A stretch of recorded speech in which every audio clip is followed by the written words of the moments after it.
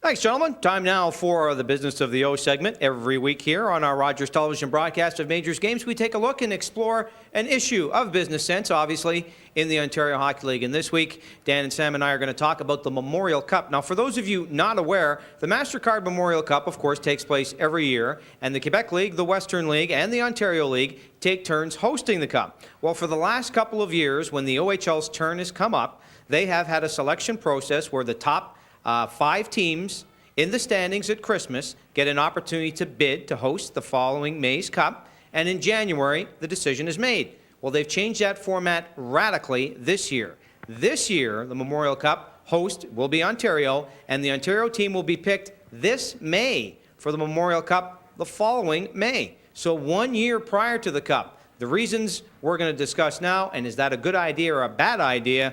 We'll check upstairs with Dan and Sam as well. Gentlemen, you know the situation here. The Western Hockey League and the Quebec League has always had a far in advance host procedure for this tournament. Maybe Dan, then you, Sam. What are your thoughts on this? Do you think the OHL is doing the right thing by increasing the lead time for Memorial Cup host? Well, I mean, they're obviously doing the right thing for the host, whoever finally winds up winning the bid process. But I guess in the long run, that's something that's still to be determined and something that maybe has to be felt out a little bit. I know that you were talking about, Sam, that you like it on one aspect, but you also don't like it on another.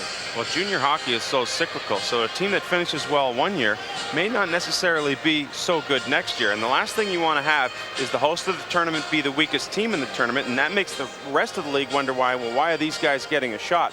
Now, I think what this says, it really puts out a statement about how business and how money has really taken over junior hockey. By giving that 1 year lead time, you're allowing the team who has the winning bid to go out and to get sponsorship and to get advertising revenue. The television revenues, as we know, are already there. But this is a real statement as to how much business and money has an effect on the Memorial Cup.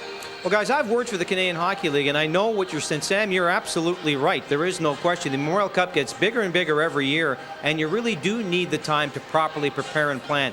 I think, guys, the key is really going to come from the competitive aspect. And you both touched on it. And here's the problem as I see it. You better make sure in that bid, yes, they have to have their financial deck in order. They've got to have a great arena. They have to have an organizing committee. But most importantly, as much as you can anticipate, you've got to have a team that's not going to embarrass you as well. And I think, guys, that's the most important part of this process, is that's not forgotten. It shouldn't be just with the team with the prettiest arena that gets in. It's the organization that's in the best position to take advantage of being a host and making sure that they deserve to be in the tournament. Because, yeah, you need a home team to make it successful, but, guys, you have to have a good home team in there. Well, and that's as Sam talked about, Roger, and you're right in saying that, the whole point is the competitive balance here. And, so that doesn't necessarily favor, let's suggest maybe a team like you've got both Brampton and Toronto this year. They have so many returning players. That might not be the case for these two teams next year.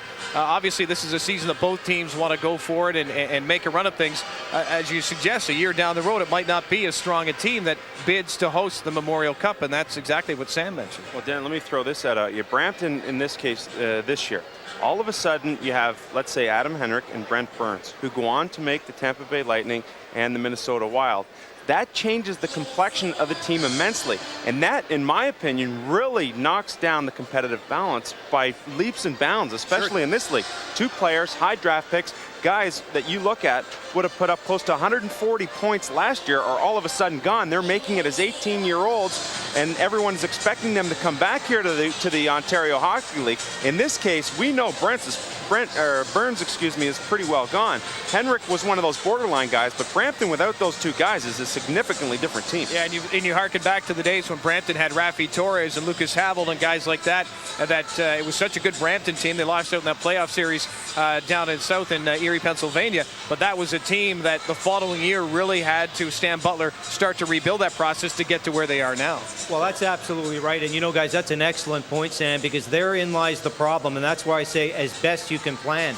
Let's go back. Let's say if this had taken place a year before, Brampton has a nice arena. Let's say the organization wants to take a shot at hosting it. Let's say the Ducks are in place. We think the battalion are going to be pretty good because Burns and Henrik are going to be back in the lineup. And then surprise, surprise, they don't come back, or at least in the case of Burns, hasn't come back so far. What's to say that when they make the selection this time, and let's say it's London, based on the fact that, well, next year they'll have 12 returning players. They're going to be really good. But what if the same thing happens to them and their 2 top players get held up in the NHL? That's my only concern. I understand the business, and it is a business, as it should be a business, but I hope, and I'm confident that Dave Branch and the folks at the OHL will do it, but I hope they really make that the most important thing. Make sure that team is really, really competitive. Let me throw this one out, guys, and you tell me if I'm way off base on this. What about if you factored in attendance? You talk about organizations being prepared.